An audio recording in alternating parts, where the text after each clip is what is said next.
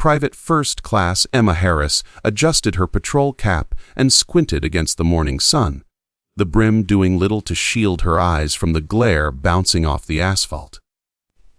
Norfolk Naval Station was alive, with motion supply trucks rumbling. Toward the docks, Marines jogging in formation along the perimeter road, and a steady stream of vehicles inching toward the main gate, where she stood post. To most soldiers, gate duty was the definition of monotony. You checked IDs, waved cars, repeated the same greetings, and endured long hours in the elements. It was, as her squad mates often joked, babysitting with a rifle. But Emma didn't see it that way. For her, the gate represented responsibility. It was the first line of defense, the point where the outside world ended and the Navy's most vital assets began. Whoever walked or drove past your checkpoint wasn't just entering a base. They were entering a protected space filled with classified operations, billion-dollar equipment, and thousands of men and women in uniform. The weight of that knowledge kept her spine straight, her eyes alert, and her tone crisp. Next vehicle, she called, stepping forward as a pickup truck rolled into position. The driver, a petty officer with salt and pepper hair, handed her his ID. She scanned it with a practiced motion, confirmed his access, and returned it with a polite nod. "You're good to go, sir. Thank you, Private," he said, driving forward. Emma's boots shifted on the hot pavement. The August humidity clung to her like a second skin, sweat trickling down her neck and soaking into her undershirt. She resisted the urge to wipe her brow. Discipline, she reminded herself. Even in discomfort, maintained bearing. A couple of Marines stationed nearby weren't as rigid. She caught snippets of their conversation between car jokes about last night's bar crawl, complaints about their shift, a laugh about how nothing ever happens at this stupid gate. Emma ignored them. She had learned early in training that focus was everything. When her instructors barked commands, when the drill field was chaos, the ones who thrived weren't necessarily the loudest or strongest. They were the ones who locked in, tuned out distractions, and executed every order with precision. That mindset had carried her through basic, and it carried her now. She scanned the next ID, memorizing the face before handing it back. The line of vehicles stretched, cast the barricade, each one a test of vigilance. One forged credential, one overlooked anomaly, and the consequences could ripple far beyond the gate. Still, boredom crept in like an enemy probing for weakness. The rhythm of cars and IDs created a lulling pattern, and Emma fought it with small rituals. Straighten her shoulders after every third vehicle.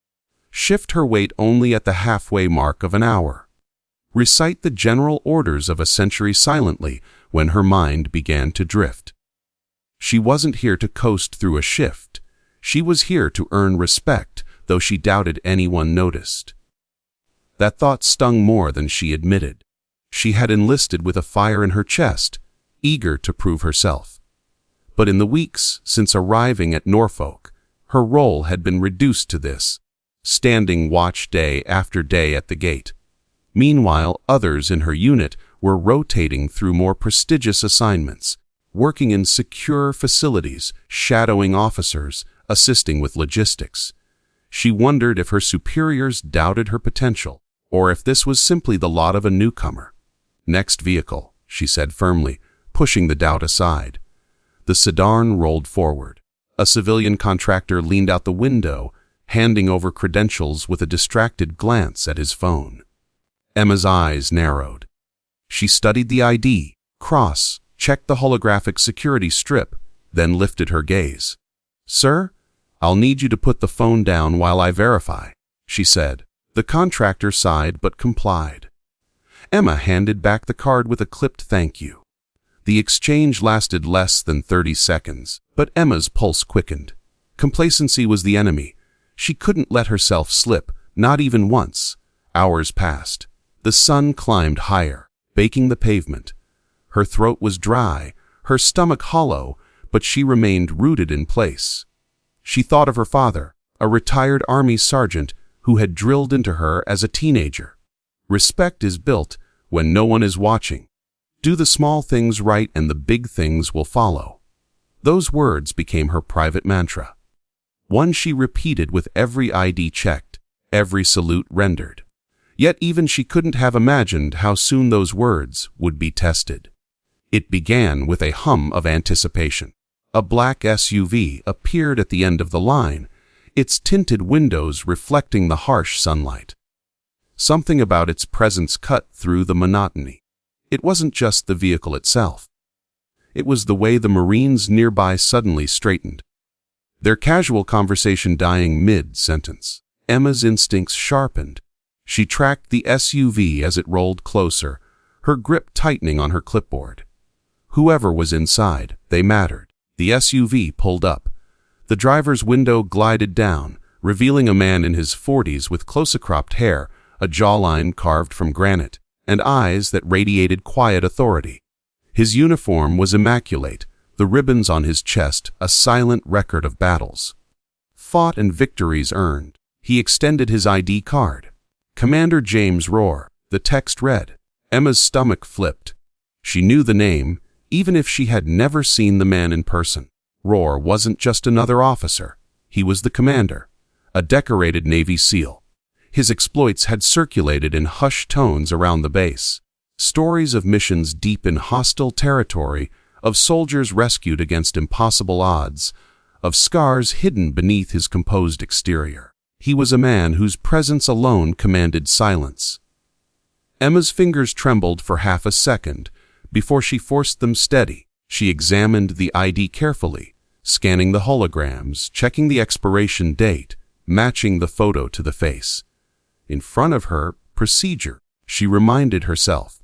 No matter who sits in that seat, protocol is protocol. When she returned the card, she did so with crisp precision. Thank you, sir. Rohr didn't immediately drive on. Instead, his eyes lingered on her, studying her posture, her unwavering tone, the way she had refused to let nerves compromise professionalism. Emma swallowed hard, but refused to falter. She held her stance, chin high, gaze respectful yet firm. Behind her, she could feel the Marines shifting uneasily, as if bracing for something unusual. And something unusual did happen. The SUV door opened. Rook stepped out, boots hitting the pavement with a solid thud. The movement sent a ripple through the checkpoint. Marines fell silent. Contractors froze. Even the flow of vehicles seemed to pause in collective anticipation. Emma's pulse roared in her ears. Commanders didn't exit their vehicles at the gate, not for anyone. Yet here he was, striding toward her. Commander James Rohr's boots struck the pavement with a heavy authority that silenced the checkpoint. Every sound seemed to fade. The whir of engines idling in line, the chatter of Marines, even the drone of cicadas in the trees. All that remained was the sharp cadence of his steps as he approached Private First Class Emma Harris. Emma's lungs constricted. She had been trained to stand tall under pressure. But this was no drill instructor barking in her ear. This was him. Rohr wasn't a man of myths. He was flesh and blood. And now he was walking straight toward her. Sir, Emma said cautiously, her voice steady despite the thundering in her chest. Rohr stopped directly in front of her. His eyes, steely blue, held hers for a long moment, measuring her as though weighing her worth in silence. Then, with a motion that stunned every soldier within sight, he lifted his hand and rendered a crisp salute. Emma froze for the briefest instant. She wondered if she was hallucinating from the heat. If the relentless August sun had finally cooked her brain. A commander, a decorated SEAL officer, was saluting her. A 21-year-old private standing post at the gate. Her body reacted before her mind could catch up. She snapped into position, returning the salute with flawless precision. Air seemed to shiver. Marines along the checkpoint stiffened, eyes widening. A petty officer whispered, "Did he just?" Another hushed him with a sharp elbow. The salute lingered. Not a casual flick, not a token gesture, but a deliberate acknowledgement. When Rohr finally lowered his hand, The respect in the act remained, hanging heavy in the humid air. Emma's heart raced. She wanted to ask why, but her throat locked. Soldiers weren't supposed to question commanders. Still, the thought burned inside her. What did he see in me? Roar didn't speak. He simply gave her the smallest nod, a gesture, almost imperceptible. Before turning back toward his vehicle, he climbed in, closed the door, and the SUV pulled forward through the gate. The silence broke like glass. Holy hell, one Marine muttered. Did that just happen? I've been here 6 years, another said, shaking his head. Never seen that before. Emma kept her eyes forward, refusing to let her composure crack. But inside, her thoughts swirled like a storm. Later that day, the whispers spread across the base. By the time Emma reported off duty, the story had already taken on a life of its own.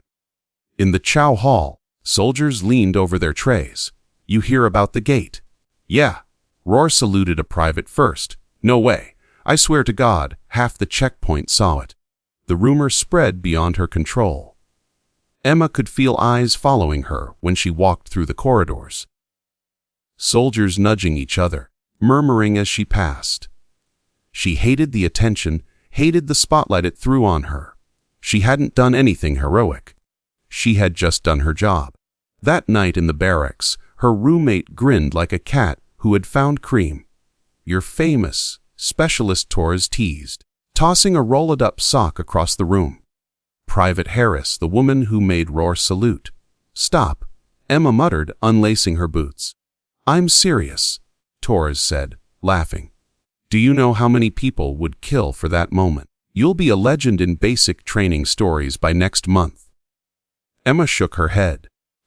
I don't even know why he did it. Maybe because you didn't faint. Emma smirked despite herself, but the unease lingered. She wasn't chasing recognition. She wanted respect, yes, but she wanted it earned through steady service, not some unexplained anomaly that now defined her. Still, deep down, she replayed the salute over and over in her mind. The weight of it, the deliberateness, the way his eyes had locked on to hers. There was meaning in it. She just didn't know what. The next morning she was summoned. Her sergeant, a gruff man named Staff Sergeant Daniels, stood with arms crossed as she entered his office. His expression was unreadable. Private Harris, he said flatly. Commander Roar has requested you. Emma blinked. Requested me, Sergeant? Daniels's jaw flexed. Personally, for temporary detail, don't ask me why. I don't know and I don't care. But when a SEAL commander makes a request, you don't say no. You'll report to Building 12 at 0800 tomorrow. Emma's stomach dropped. Building 12. The restricted compound where SEAL staff operated. The kind of place a private like her wasn't even supposed to look at too long. Yes, Sergeant, she said automatically, though her voice carried the tremor of disbelief. Daniels narrowed his eyes. Don't screw this up. You've been given a rare opportunity. Prove the man right. Whatever he sees in you. Emma saluted and exited the office, her legs numb. That night, sleep evaded her. She lay in her bunk staring at the ceiling, her mind racing. Why her? She wasn't exceptional. She wasn't top of her class. She hadn't deployed, hadn't earned combat ribbons, hadn't even left the damn gate. All she had was discipline, showing up, standing tall, following protocol when others let their posture slack. Was that enough to draw the attention of a man like Roar? Torres's voice drifted from the bunk across the room. You're really quiet tonight. Emma hesitated, then admitted softly. What if I don't belong there? Torres rolled over, her silhouette faint in the darkness. Emma, belonging isn't about rank or assignments. It's about showing up and doing the job better than anyone else. That's what he saw. That's why he saluted. Emma lay still, the words sinking into her chest. When dawn broke, she would find out if Torres was right. Because tomorrow, she wouldn't be the gate guard anymore. Tomorrow she would walk into Building 12 under the watchful eyes of the most feared and respected commander on base, and nothing, absolutely nothing, would be the same. The morning air carried the faint scent of salt from the harbor as Emma Harris marched toward Building 12. Her boots struck the pavement with a rhythm that matched the hammering of her heart. The structure loomed ahead, different from the other office's own base. It was squat, windowless, and heavy with the aura of secrecy. She paused at the entrance checkpoint. A Navy master-at-arms scanned her orders with a skeptical brow, as though doubting a private had any business here. After verifying, he handed back the paper. "You're cleared," he said flatly. "Follow the hallway. Wait until you're called." Inside, the air was cool and still, humming faintly with the buzzes of fluorescent lights. The hall smelled faintly of coffee and oiled metal. Emma's spine stiffened as she walked, passing closed doors marked with coded numbers and signs stamped, "Restricted access." Each step carried her further from the familiar gate, deeper into a world few privates glimpsed. She reached a waiting room, chairs lining the wall, empty except for her. A clock ticked steadily, each second dragging. Emma folded her hands in her lap, forcing her breath into measured rhythm. After what felt like an hour, or was probably 5 minutes, a door opened. "Private Harris." A voice called. Emma stood instantly, shoulders square. The officer who beckoned her in was a lieutenant, young but hardened, his eyes sharp as razors. He said nothing more, only gestured. Emma followed him down another hall, through a final door into an office that radiated quiet power. Commander Rohr stood behind the desk. He wasn't in dress uniform this time. Instead, he wore fatigues, sleeves rolled, revealing forearms marked with faint scars. His posture was relaxed, but his presence filled the room. He looked up from a file and fixed her with that same unyielding gaze she remembered from the gate. "Private Harris," he said evenly. "Sir," Hema replied, snapping a salute. Rohr returned it, a smaller gesture than the one at the gate, but still deliberate. He closed the file, leaned back, and steadied her in silence. The pause stretched until Emma's muscles screamed with tension. Finally, he spoke. "Do you know why you're here?" "No, sir," she admitted. He nodded once as if approving her honesty. "I watched you yesterday. Most privates treat gate duty like punishment. They slouch. They cut corners. You didn't." Emma swallowed. "It's my post, sir. I take it seriously. That's why I saluted." The word struck her like a jolt. She'd replayed that moment 100 times, searching for meaning. Now it was laid bare. Respect isn't given. I rank. Rohr continued, his tone like gravel. It's earned in the way you carry yourself when no one's watching. You stood like a soldier. You held your ground. That deserves recognition. Emma's chest tightened. She wanted to speak, to say thank you, but her voice caught. Rohr leaned forward, but a salute is only a beginning. I want to see if discipline at a gate carries into harder places. Her eyes widened. "Sir, you'll assist my staff. Clerical work, scheduling, whatever is needed. But don't misunderstand, this isn't busy work. Mistakes here cost more than embarrassment. They cost lives." The weight of his words pressed down like stone. Emma straightened. "Understood, sir." Rohr studied her another moment, then nodded. "Report here daily at ZO 700. Dismissed. The next days blurred into a storm of details. Emma was assigned to a cramped desk outside the operations wing, a place buzzing with the constant hum of activity. Officers strove past with files clutched under arms, radios crackled with coded chatter, and whiteboards were filled with cryptic mission outlines. Emma's tasks seemed simple. Log entries, update schedules, deliver briefings from one office to another. Yet she quickly realized the stakes behind each page of paperwork. One wrong digit in a time slot could scramble an entire operation. One missed signature could delay a deployment. She worked with painstaking care, her pen strokes deliberate, her attention laser-focused. Rohr rarely addressed her directly, but she felt his presence constantly. He passed her desk daily, glancing at her. Work with an unreadable expression. He never offered praise, never scolded, just observed. And somehow that was worse. The other staff noticed, too. One petty officer leaned over her desk one afternoon, lowering his voice. "Word is the commander handpicked you. No idea why. Don't screw it up." Emma forced a polite nod, though the words stung. She didn't want resentment from others. She hadn't asked for this, but she would not fail. Late one evening, when most offices had emptied, Emma remained at her desk, eyes gritty from hours of combing through logs. She spotted an inconsistency, a mission time listed as 2:300 in one, briefing 02 in another. Her pulse quickened.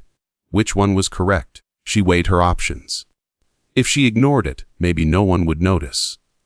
But if the wrong time went forward, it could unravel an operation. She rose, file in hand, and approached Rohr's office. The door was ajar, lamplight spilling across the floor. He looked up when she entered. "Private." His voice was calm but edged with steel. "Sir," she said, holding out the file. "There's a discrepancy in mission timing. I didn't want to assume which was correct without confirming." Rohr took the papers, scanned them, then set them down. His eyes flicked back to her. "Unreadable, you caught this?" "Yes, sir." He leaned back, steepling his fingers. Silence stretched, then, to her shock, the corner of his mouth curved just slightly. "Good eye." 2 words, barely more than a grunt. Yet they lit a fire in her chest. Rohr closed the file. "Go get some rest, Harris. You'll need it." Walking back to the barracks that night, Emma's steps felt lighter. Not because she'd been praised. It wasn't about that. It was because she had proven, if only for a moment, that she belonged here. That her discipline wasn't confined to the gate, but could hold weight in the shadowed halls of Building 12. She knew more challenges lay ahead. She knew the eyes on her would only grow sharper, but she also knew this. Commander Rohr had tested her, and she hadn't broken. For the first time since she raised her hand to enlist, Emma Harris felt the faint spark of something more than duty. She felt purpose. By the end of the week, Emma Harris could feel the shift in the air. It wasn't dramatic at first, just subtle glances in the chow hall, a muttered comment as she passed in the corridor, a petty officer who paused mid-conversation when she walked into the room, but the whispers spread like wildfire, traveling faster than any official report ever could. Everyone had heard. The commander saluted her first. Emma hated the way the words clung to her. She wanted to shake them. Insist it wasn't true, that people were exaggerating, but she couldn't deny it. She'd lived it. Rohr had stepped out of his SUV, stood before her at the gate, and saluted without hesitation, and now that moment had become legend. In the barracks, her roommate Torres smirked as she scrolled through her phone. "You're trending," she teased, holding up a group chat full of memes. One showed a cartoon of a commander saluting a traffic cone labeled Private Harris. Another had the caption, "Respect isn't earned. It's Herod." Emma groaned. "This is ridiculous." Torres grinned. "No, this is power. Do you realize how rare it is for a private to be talked about at all? Most of us are ghosts until deployment." "I don't want to be talked about," Emma muttered, unlacing her boots. "You don't get to choose that now," Torres replied, tossing her phone aside. "You caught the commander's eye. Whether you like it or not, you're in the spotlight." Emma lay back on her bunk, staring at the ceiling. The salute had felt personal, meaningful, but the gossip cheapened it, turned it into a punchline. She didn't want fame, she wanted respect, earned quietly, without spectacle. Still, she couldn't ignore what was happening. The salute had marked her, and now the base was watching. 2 days later, her sergeant called her into his office. Staff Sergeant Daniels sat behind his desk, his expression as hard as always. But there was something different in his eyes, something she couldn't place. "Private Harris," he said, gesturing for her to sit. She obeyed, sitting stiff-backed in the chair. "You've been on Rohr's detail a week now. No complaints so far." "Thank you, Sergeant," Emma said carefully. Daniels leaned forward, lacing his fingers. "Listen carefully. You're walking a fine line. The commander sees something in you. Don't ask me what. But the rest of the base, they don't like it. They don't like a private being singled out, especially by him. Emma's stomach tightened. I didn't ask for this, Sergeant. I know, but perception is reality here. Some will assume you're special. Some will assume you're a fluke, and some will want to see you fail just to prove a point. Emma swallowed hard. What should I do? Daniels's eyes softened for the briefest moment. Do your job. Do it better than anyone else. That's the only way through. Emma nodded, a knot forming in her chest. The weight of expectation pressed heavier in building. 12 officers, who once passed her with indifference, now watched her more closely. She felt it in their narrowed eyes, their clipped tones, the way they checked the papers she handed them. It wasn't hostility, not yet. It was something colder, skepticism. She responded with perfection. Her reports were double-checked, her memos delivered ahead of schedule, her posture unyielding. She became invisible in the best way, efficient, reliable, without error. Still, the whispers followed. She overheard 2 staffers in the hallway. Why her? Because Rohr sees potential, or because he's making a point. You salute a private. You send a message. Maybe it's not about her at all. The words stung more than she wanted to admit. What if they were right? What if she wasn't chosen for who she was, but for what she represented? That night, lying in her bunk, Emma replayed the salute again. In her mind, the precision of his gesture, the intensity in his eyes. No, it hadn't been symbolic. It had been personal. She refused to believe otherwise. One afternoon, as she delivered a briefing folder to Rohr's office, she found him alone, leaning over a map scattered with red markers. He looked up when she entered, eyes sharp as ever. On time, he said simply, taking the folder. Yes, sir. She hesitated at the door, then gathered the courage to speak. Sir, may I ask something? He raised a brow.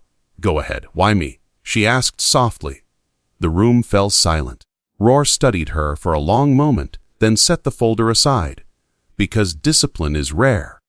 Anyone can shine when the stakes are high, but only a few stand tall when no one's watching. You did.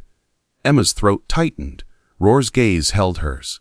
Don't waste it. She nodded, her voice too choked to reply. The salute was no longer just a rumor. It was a catalyst reshaping her path.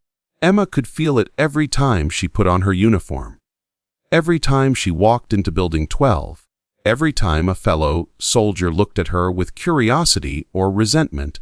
She hadn't asked for this journey, but it was hers now.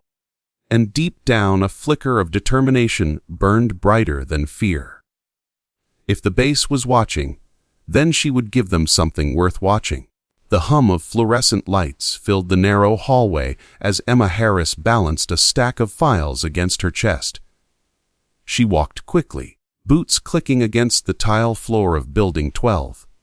Every folder she carried was marked confidential or restricted, the bold red stamps staring at her like warnings. She had been on this assignment for nearly 2 weeks, and the pressure hadn't eased. If anything, it had sharpened. This wasn't gate duty anymore. This was the nerve center of SEAL operations where every detail mattered.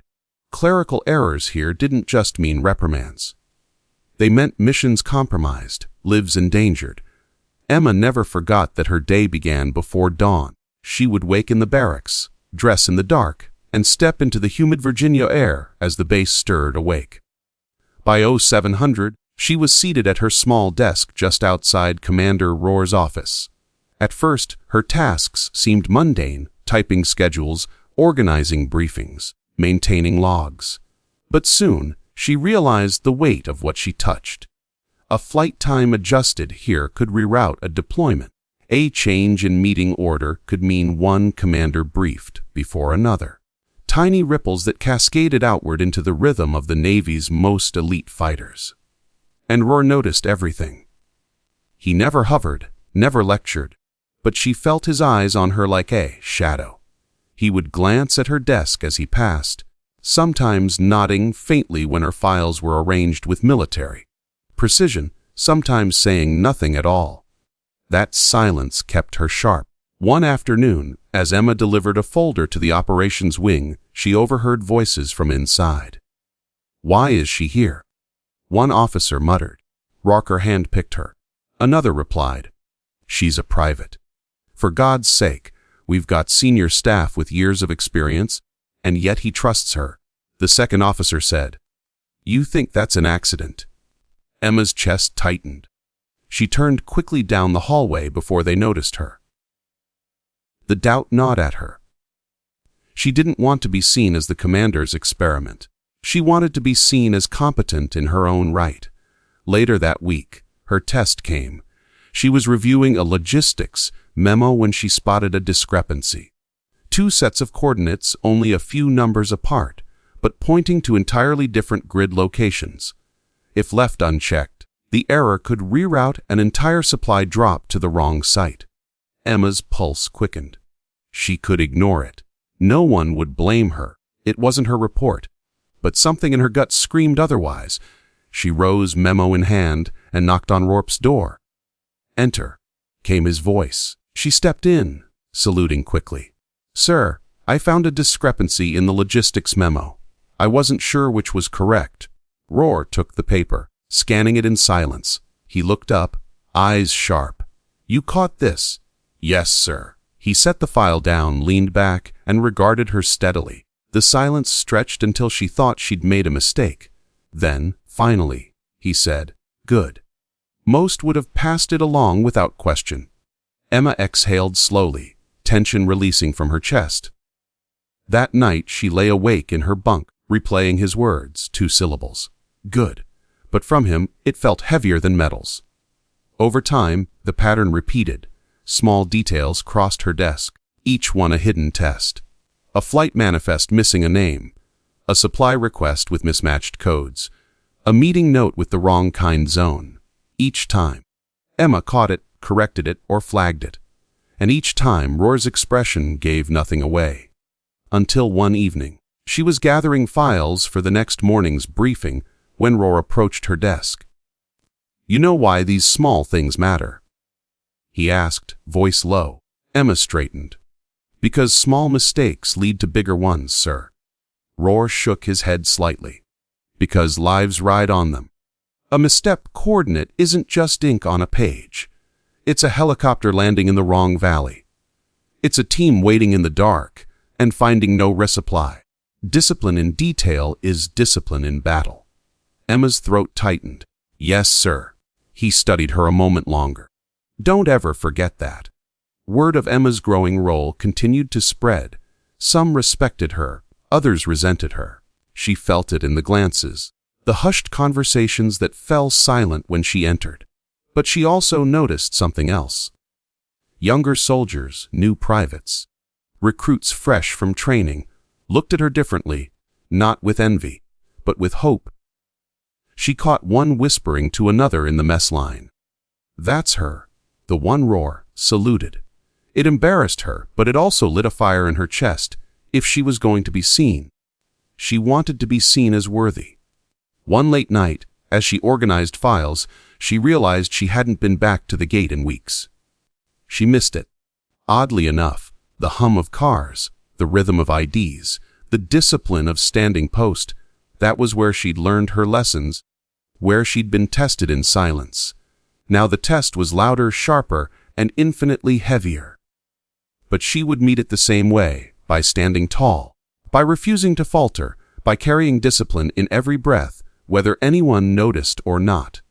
The office was quiet after hours. The hum of computers and the faint scratch of Emma's pen, the only sounds. Outside, the base had settled into its nighttime rhythm, boots fading down hallways, doors clicking shut, voices lowering to murmurs. But inside Building 12, Emma sat at her desk, shoulders squared, sorting the final stack of reports for the morning briefing. She was tired, but her focus didn't waver. Every page mattered. She checked dates, compared signatures, and flagged one report that used yesterday's time. Stamp instead of today's. Small, meticulous tasks, but she knew by now that small things were never small. The door behind her opened. Emma straightened instinctively as Commander Roar stepped out of his office. He wore his fatigued uniform, sleeves rolled high on his forearms, his expression unreadable. In one hand he carried the day's finished. "Falder, you're still here," he said. "Yes, sir," Emma replied quickly. Roar studied her a moment. "Come in." She followed him into his office. The room was sparse but commanding, maps pinned to corkboards, a few medals in frames, stacks of mission folders on a table. Roar moved with his usual, deliberate precision, setting the folder aside and motioning for her to sit. Emma hesitated. She wasn't sure she belonged in a chair in this room, but she obeyed. For a long moment, Roar said nothing. He leaned against his desk, arms folded, eyes fixed on her. It was the same stare that had silenced rooms full of officers. "Do you know why I saluted you that day at the gate?" he asked at last. Emma blinked. The question hit her harder than she expected. It was the one she'd replayed in her head for weeks, the one whispered in the halls and barracks. "No, sir," she admitted. "I've wondered." Roar's gaze sharpened. "Most people think respect comes from rank. They're wrong. Rank is just an assignment. Respect is earned in the moments when no one's looking." Emma sat very still, heart thudding. "You stood at that gate," Roar continued. "More discipline than I've seen from men twice your age and rank. You weren't trying to impress anyone. You weren't performing. You just did the job with precision like it mattered. Because it does matter." He paused, letting the weight of the words settle. "That's why I saluted you. Not because of who you are on paper, but because of how you carried yourself when you thought no one noticed." Emma swallowed hard, her throat tightening. "Thank you, sir," she said softly, the words feeling small compared to the enormity of what he had given her. Roar pushed off the desk and began pacing slowly. "Do you know how many times I've seen good men die? Because of one careless mistake. A name misspelled on a manifest, a digit swapped in a coordinate.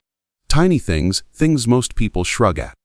And then, suddenly, you've got a team waiting for a supply drop that never comes, or landing in a valley crawling with insurgents because someone wrote east instead of west." His voice was calm, but Emma felt the fury under the surface honed, sharp over years of battle. "Discipline," he said, turning back to her, "isn't about shining boots or standing tall for inspection. Discipline is about knowing that every detail, every second could mean life or death for someone else." Emma nodded, her chest tight. She thought of the reports she'd corrected, the errors she'd flagged. For the first time, she understood the true stakes behind her small victories.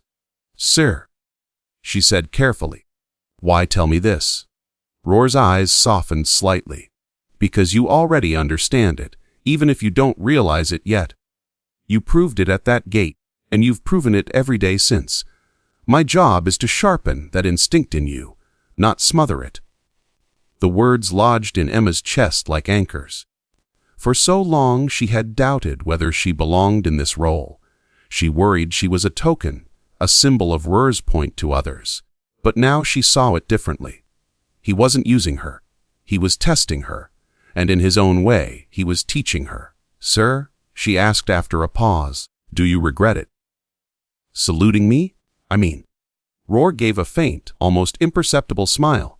"No, but you should know it made things harder for you. People will doubt you. They'll resent you. Some will even root for you to fail. You'll have to be twice as sharp to silence them." Emma straightened in her chair. "Then I'll be twice as sharp." For the first time, Roar's smile deepened, reaching his eyes. "Good." The next days felt different. Emma moved through her duties with new clarity. She no longer saw the files as paper, but as veins of a living system. She checked each with precision, her mind echoing Roar's words. Lives ride on them. And though the whispers hadn't vanished, they no longer cut as deep. She overheard. One lieutenant scoffed. "She's just the gate girl." Emma kept walking head high. If they wanted her to prove herself, she would. Not with words, not with gossip, but with unshackable consistency. That was her power. Late one night, Torres found her still awake in the barracks, polishing her boots. By the dim light, again, Torres said, half amused. You're obsessed. Emma looked up, brush in hand. Not obsessed, disciplined. Torres chuckled, climbing into her bunk. Same thing. But Emma only smiled faintly, hearing Roar's voice in her head. Discipline isn't about the shine. It's about the life it protects. She understood now, and for the first time, since the salute, she no longer felt like an imposter. She felt like a soldier with a purpose. Morning light filtered through the barracks windows as Emma Harris laced her boots. The tight loops a ritual that kept her grounded. Building 12 awaited, its maze of narrow halls and humming computers already alive with movement. She paused for a moment, listening to the faint shuffle of footsteps and low murmur of voices beyond her door.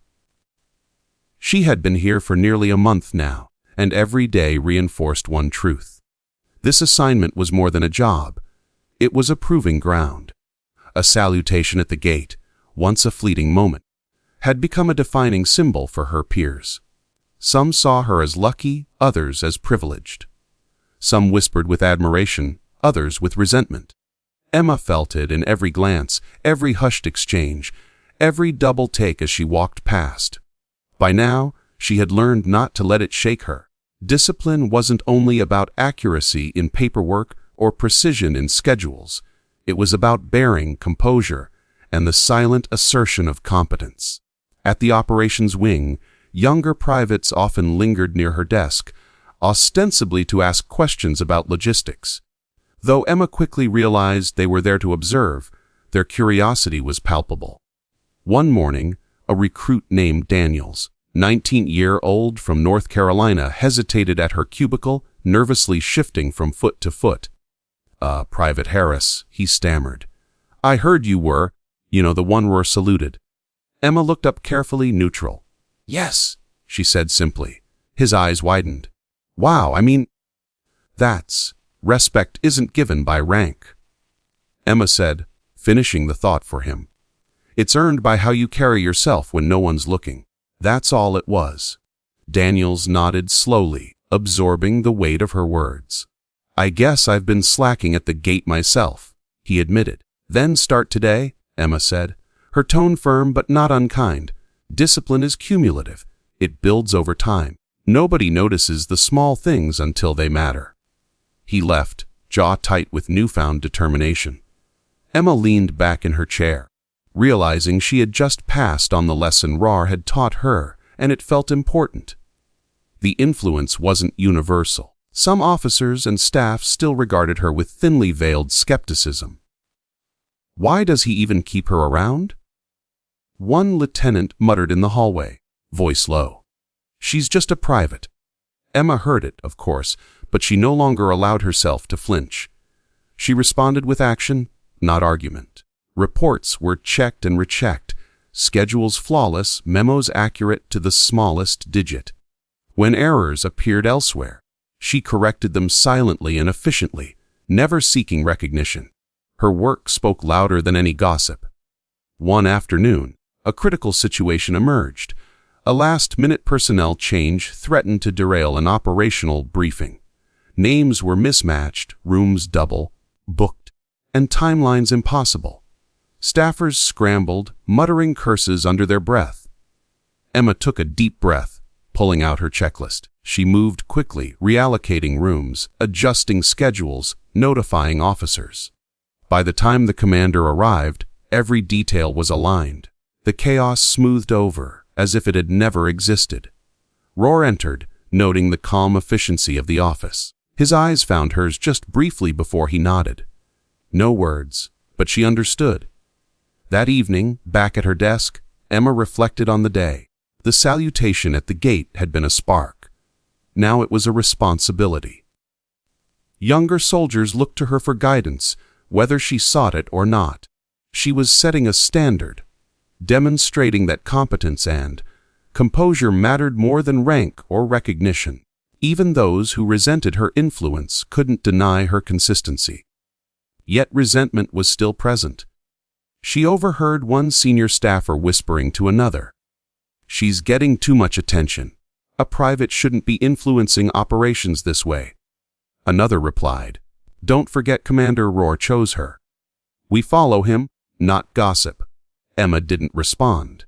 She merely returned to her work. It wasn't her job to convince them of her worth. Her job was to perform with unyielding discipline. Late that week, Rohr approached her desk. His presence carried the usual weight, and she instinctively straightened. "Private Harris," he said quietly. "Yes, sir. I've noticed how other soldiers are looking at you now," he said, some with respect, some with skepticism, and some with resentment. "Yes, sir," Emma replied. "Good," he said, pausing. "If you can survive that, you can survive anything. Leadership isn't about rank or medals. It's about influence, and influence is earned through action, not words." Emma nodded. Absorbing the lesson, she realized that being chosen for recognition at the gate wasn't simply a reward. It was a responsibility. A private standing tall could shape the behavior of peers and the culture of a unit without saying a word. The next morning, she returned to the gate for a routine inspection as part of a rotating schedule. Some of the older soldiers were astonished to see her there, apparently out of the world of Building 12. Back at the gate, one muttered under his breath. Emma simply raised her chin, scanned IDs with care, and treated every car as if it carried the most valuable cargo in the world. Younger privates watched and quietly began to mimic her posture, her methodical approach. By evening, she realized that the gate had become more than a post. It had become a classroom. Every salute she returned, every precise ID check, every moment of discipline was a lesson, not just for her, but for anyone willing to watch. By the end of the week, Emma felt a quiet pride. She was still a private.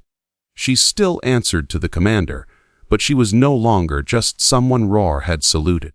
She was someone soldiers could look to as an example. A recruit approached her quietly at the end of a shift. "Private Harris," he said, hesitating. "Thank you. I've been slacking and seeing how you do this. I think I get it now. Discipline matters." Emma smiled faintly. "Then start now. Not for me, not for him, but for yourself. That's what counts." The young recruit nodded, leaving with a newfound determination. Emma watched him go, the sun setting low over the horizon. She understood finally that leadership wasn't about rank, medals, or recognition.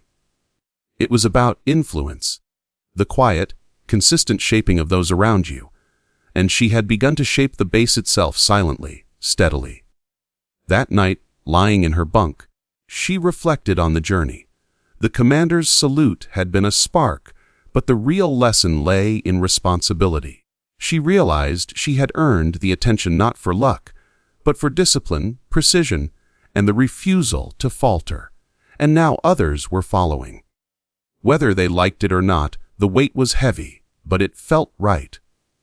Emma Harris had become more than a private. She had become an example. The morning air was crisp, a rare breeze cutting through the usual Virginia humidity. Emma Harris adjusted her patrol cap, feeling the weight of her boots on the pavement, the hum of the base stirring behind her. She had returned to the gate, temporarily rotated back from Building 12, but today felt different. Today, every detail, every motion, every moment carried significance beyond routine.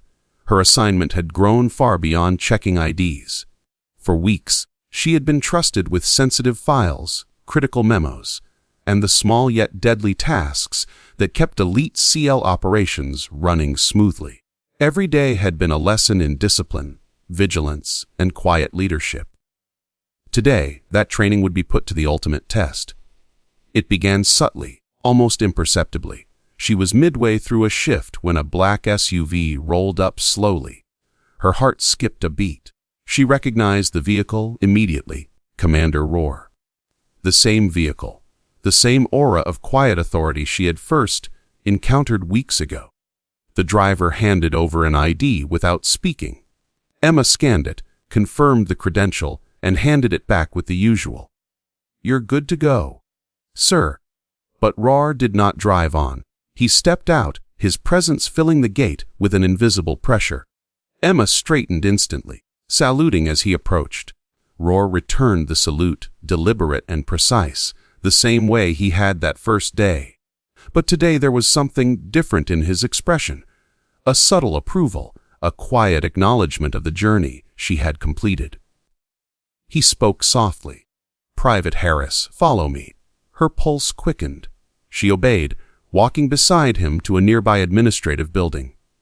The hallways were empty, the quiet amplifying each step. They reached an office she hadn't entered before, a conference room lined with officers and senior staff, all eyes immediately finding her. Emma froze for a moment. The whispers, the skeptics, the doubters, every single gaze fell upon her. Roar stepped forward, placing a hand briefly on her shoulder. "This is Private First Class Emma Harris," he announced. "She has been on my detail for over a month. During that time, she has demonstrated exceptional discipline, precision, and unwavering composure under scrutiny and pressure. I am here to formally recognize her performance." The room fell silent. Emma's chest tightened. She had never sought recognition. She had never wanted the attention, only the responsibility. Yet here it was, undeniable and real, offered not as a reward, but as acknowledgement of her earned standing. Staff Sergeant Daniels stepped forward, nodding at her. "Private Harris, you've set the standard for privates on this base. Your diligence and discipline have not gone unnoticed. Today, we recognize you formally with the Commanding Officer's Commendation for Exceptional Duty." Emma's eyes widened. The words echoed in her mind. Commendation, exceptional duty, recognition. But she felt more grounded than elated. This wasn't a medal for show. This was confirmation of everything she had already known. Discipline mattered. Precision mattered. Quiet leadership mattered. Roar leaned slightly toward her. "Remember, Harris, this isn't about pride. It's about responsibility. You have influence now. Use it wisely. Set the example. Protect those around you."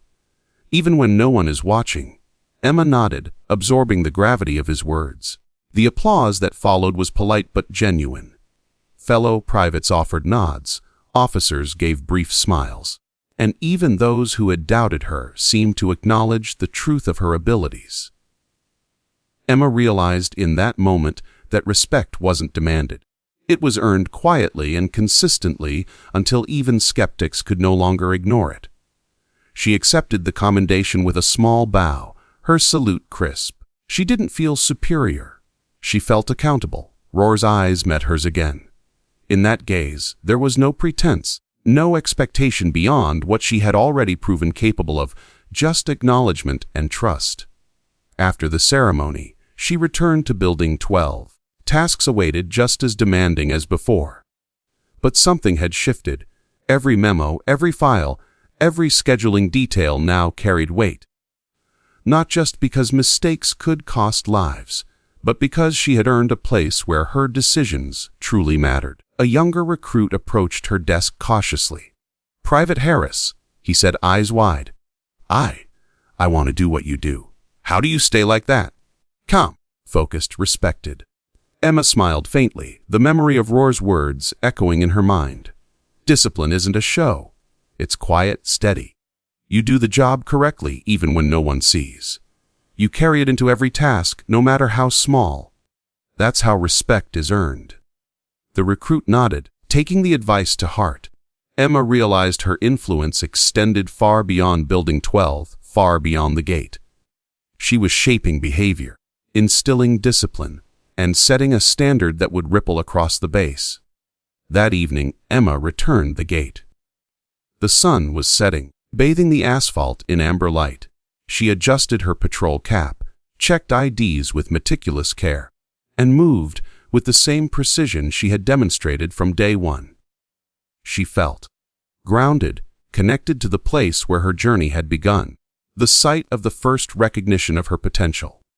Roar's SUV pulled up again, but this time she wasn't startled. She greeted him with a salute, steady and confident. He returned it with that same deliberate motion, then noted once. A simple gesture, yet now layered with meaning.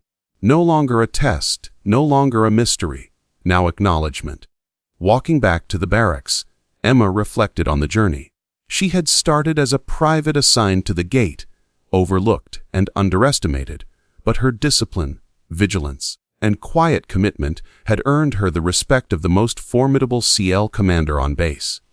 She had faced scrutiny, whispers, and skepticism, and emerged stronger, more confident, and fully aware of the responsibility that recognition carried. The salute at the gate had been a spark. The tests in Building 12 had been fire. And now the commendation, the influence she wielded, and the trust she had earned were the solid ground she stood on. She knew the journey wasn't over. Discipline and responsibility were lifelong commitments. Mistakes could still happen, and every decision had consequences, but she had proven herself capable of meeting the weight of expectation. She was no longer just Emma Harris, a private at the gate. She was a soldier, a model, a force quietly shaping her world, and in that quiet strength, she found something more profound than recognition or medals. She found purpose. A night fell, stars emerging above the base. Emma looked up, boots dusty from a day of duty, uniform neat, posture straight. Somewhere in the distance, she could hear the faint shatter of younger soldiers' footsteps echoing, the rhythm of a base alive. She smiled softly, discipline, respect, influence. She carried them all, not for herself, but for those who would follow. And for the first time, she understood fully what Roar had seen from the very beginning. Potential in someone who dared to stand tall, even when no one was watching. The gate, once a symbol of monotony, had become her proving ground, and she had triumphed.